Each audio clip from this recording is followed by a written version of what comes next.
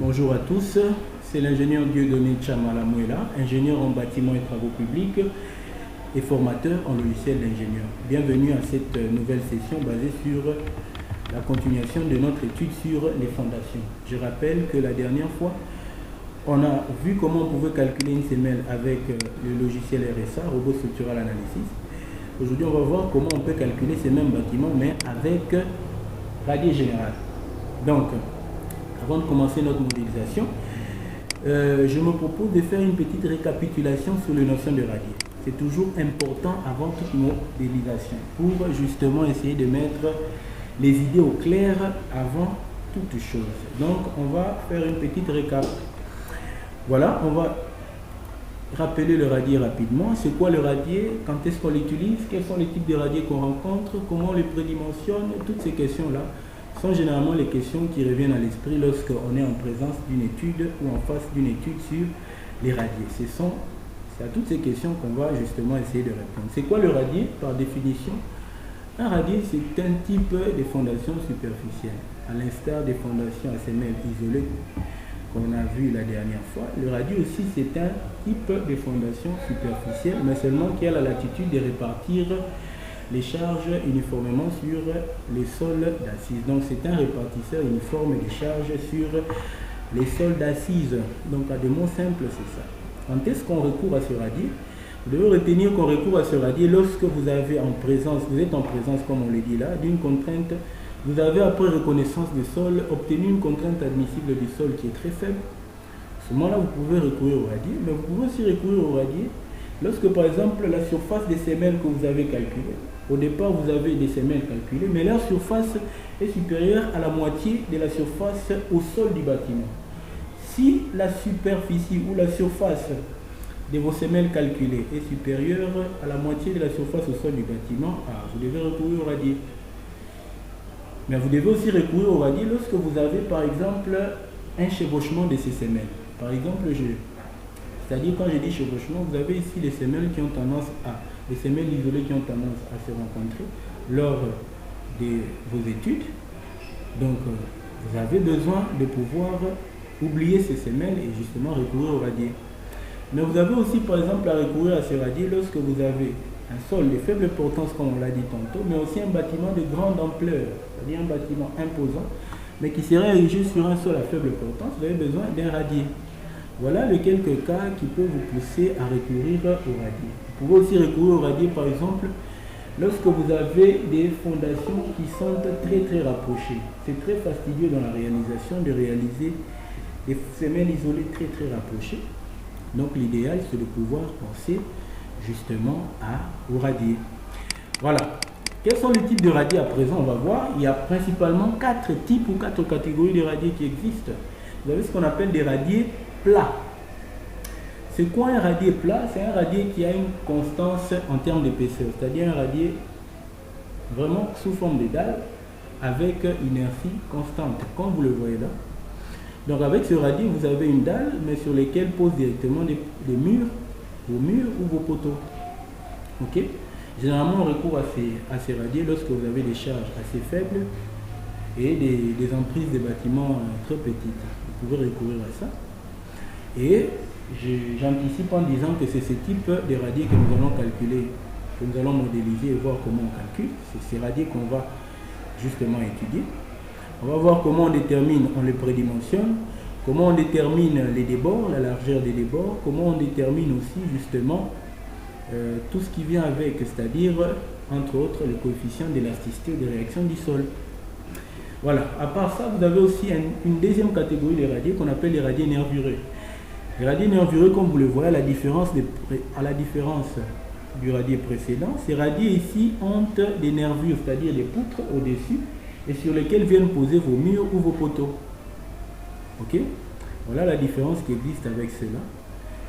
Et à part cela, vous le voyez, ça c'est une coupe transversale de votre radier, et ici vous avez justement une vue en plan.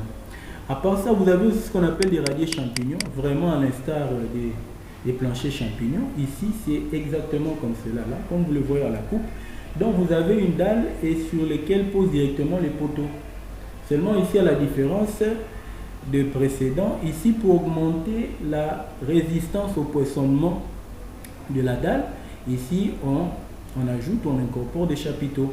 Justement, ces chapiteaux-là, comme on les fait avec les planchers dalles, les planchers champignons, donc ce sont ici des éléments qui sont disposés justement pour augmenter la résistance au poinçonnement local de la dalle. À part ça, vous avez la dernière catégorie de radiers qui existe, les radiers voûteux. Comme vous le voyez là en image, ces radiers ont un avantage exceptionnel, lequel l'avantage avec ces radiers, c'est qu'ils vous permettent de couvrir de très grandes portées sans nécessairement augmenter l'épaisseur de la dalle. Donc vous pouvez couvrir de grandes portées sans nécessairement augmenter l'épaisseur de la dalle, mais seulement, comme vous le voyez en image, c'est que l'inconvénient majeur qu'il présente, c'est surtout la difficulté de mise en œuvre. Voilà, avec ces bétons voûtés là qu'il faut mettre en œuvre. Donc il est très fastidieux de mettre en œuvre sur chantier. Voilà. Donc après avoir vu ce que c'est un radier, après avoir étudié quand est-ce qu'on les utilise, et après avoir vu les types de radiers, maintenant on va voir justement comment on fait les prédimensionnements des radiers. Voilà, on va voir le prédimensionnement cas par cas. Mais je vous rappelle qu'on ne va pas voir le prédimensionnement de tous les types de radiers, mais on va voir simplement les prédimensionnements du radier plat. C'est d'ailleurs ça l'objet de notre étude ici. C'est-à-dire, lorsque je suis devant mon bâtiment ici, ce bâtiment, je dois couler ici, je dois le poser sur un radier plat, je dois savoir quelle sera l'épaisseur de ce radier plat, quel sera le débord justement que je devrais respecter, puisque je vous rappelle que les poteaux ne viendront pas directement au droit à la fin de votre dalle. Donc il faut qu'il y ait des dépassements, c'est ce que j'appelle communément des débords, que j'appelle les débords. Et ces débords-là valent combien lorsque vous faites un prédimensionnement et justement arriver aussi à déterminer le coefficient des réactions du sol. C'est ce qu'on va voir maintenant. Voilà. Pour le radier plat, comme vous le voyez là, vous pouvez déterminer son épaisseur dans cet intervalle. 35 cm à 70 cm avec une moyenne prise de 1 sur 20 L. L ici, c'est l'écartement de vos murs ou de vos poteaux. Voilà comment vous pouvez déterminer l'épaisseur par prédimensionnement. Voici de manière classique comment on détermine l'épaisseur de ces radiers. Mais de manière pratique, je vais vous montrer comment on peut aussi déterminer cette épaisseur. Voici de manière pratique comment on peut déterminer cette épaisseur. Voilà, je vais faire un petit résumé. Donc je parle de prédimensionnement.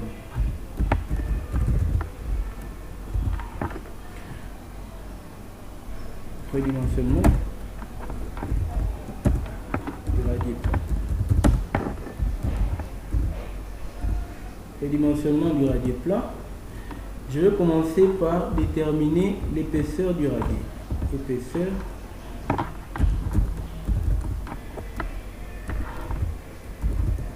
Épaisseur du radier, je vais le baptiser par HD. Dans le prédimensionnement, je vais déterminer aussi la largeur du débord.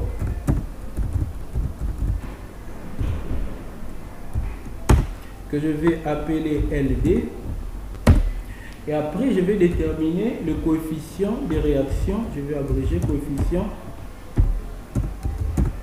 d'élasticité du sol. Ou coefficient de réaction du sol.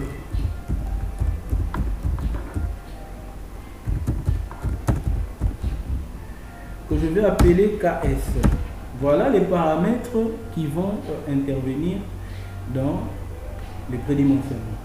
Donc lorsque je dois ici venir modéliser mon radier, je dois connaître, je vais prendre quelle épaisseur pour ce radier, je dois connaître les débords, c'est-à-dire les dépassements pour que les poteaux ne se situent pas au droit à la fin juste de mon radier, et aussi avoir une idée sur le coefficient de réaction du sol. Parce que je rappelle que ici, le radier se calcule comme des poutres ou des plaques posées au sol, des éléments sur support élastique.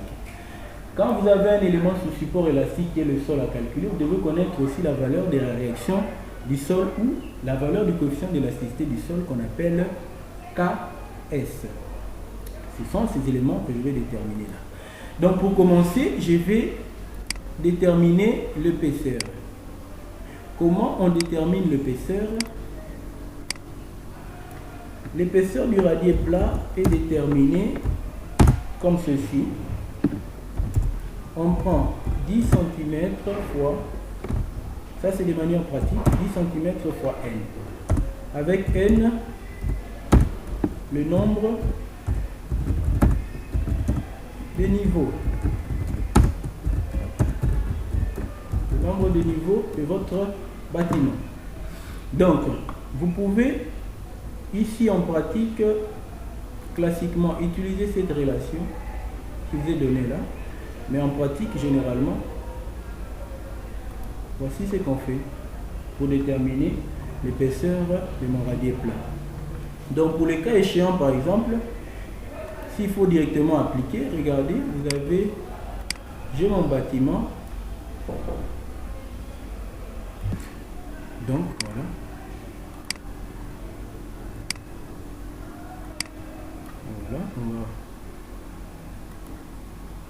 Voilà. Pour le cas échéant, nous avons, pour notre bâtiment, on a un R plus 4, c'est-à-dire on a un rez-de-chaussée et 4 étages, donc 5 niveaux.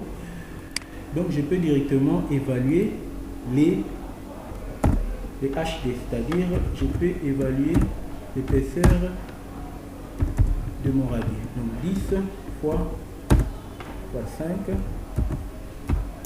ça me fait 50 cm. Donc 50 cm, c'est ça l'épaisseur de mon radier.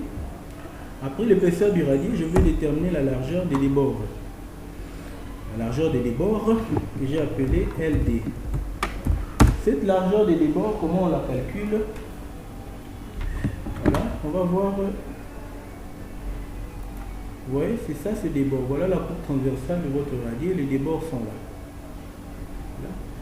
Ces débords ici classiquement, ils prennent 30 à 40 cm.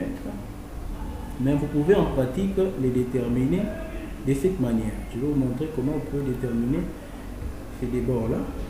En pratique, ces débords doivent être supérieurs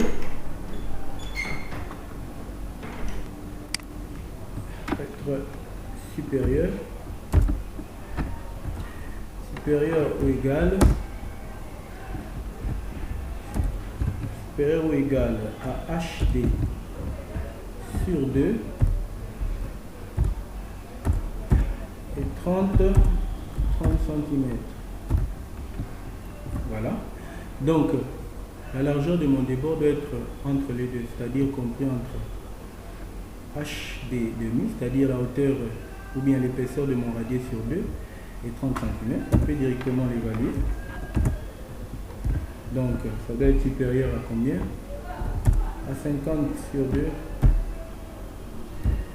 plus ou moins 30.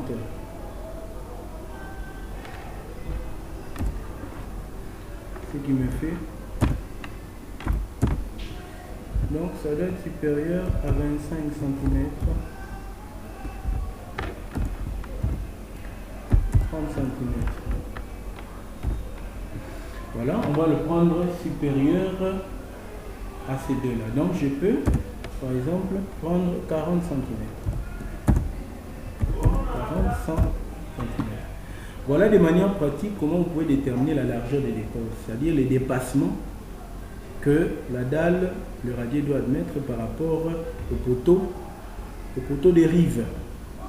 Donc, soit vous utilisez par prédimensionnement direct ceci, ou dans la pratique, voici ce que on fait généralement. Voilà. Après ça, on va voir comment on peut évaluer le coefficient d'élasticité du sol, KS. Le coefficient d'élasticité du sol, on le détermine en pratique de deux manières. Soit vous vous fiez à ceci. Je vais vous montrer ici par exemple. Voyons ce qu'on donne de manière classique. Ce coefficient est là. Ce coefficient d'élasticité du sol est directement lié à la nature du sol. Donc connaissant la nature du sol, après reconnaissance justement de ce sol, vous avez les types de sol et directement vous pouvez choisir ou utiliser un KS lié à la nature de votre sol. Vous pouvez le faire en utilisant ces approches. Il y a une deuxième approche beaucoup plus pratique que vous pouvez utiliser. Le KS se détermine en prenant 40 fois la contrainte ultime du sol. 40 fois la contrainte ultime du sol vous permet d'avoir le coefficient de réaction du sol. Par exemple, pour le cas échéant, après avoir fait la reconnaissance de mon sol, j'ai trouvé comme contrainte ultime du sol. La contrainte ultime du sol me valait 30 tonnes par mètre carré. 30 tonnes par mètre carré ou 300 kilonewtons par mètre carré. Voilà. Si bien que je peux directement utiliser ça pour calculer mon KS. Il sera 40 fois 30. 40 fois 30 tonnes par mètre carré qui va me donner 1200 tonnes par mètre cube. Le coefficient de réaction du sol s'exprime toujours en unité de charge par mètre cube ou par unité de volume. Voilà. Pour le cas échéant, j'ai 1200 tonnes par mètre cube. Voilà un peu des paramètres essentiels pour les prédimensionnements. Donc, c'était cette petite récapitulation qui était importante avant justement de commencer la modélisation de notre radier sur robot. Donc, je fais une petite récapitulation des valeurs qu'on a trouvées. Donc, nous avons une épaisseur de dalle de radier plat de 50 cm. J'ai une largeur de débord de 40 cm. Puis, j'ai un coefficient de réaction du sol de 1200 tonnes par mètre cube. Voilà les valeurs qu'on va retenir justement et lesquelles valeurs vont nous servir lorsque on va commencer à justement calculer, et ce sont ces valeurs qu'on va introduire au logiciel dans le calcul. Merci beaucoup, et pour éviter que la vidéo soit très longue, on va s'arrêter là, mais restez branchés pour la continuation. Juste après cette vidéo, une toute prochaine vidéo arrive sur la modélisation même de ces radiers et les calculs. Merci beaucoup, et surtout n'hésitez jamais de vous abonner sur la chaîne pour ne rien rater sur toutes nos formations. À tout à l'heure. Merci beaucoup pour votre attention. Merci.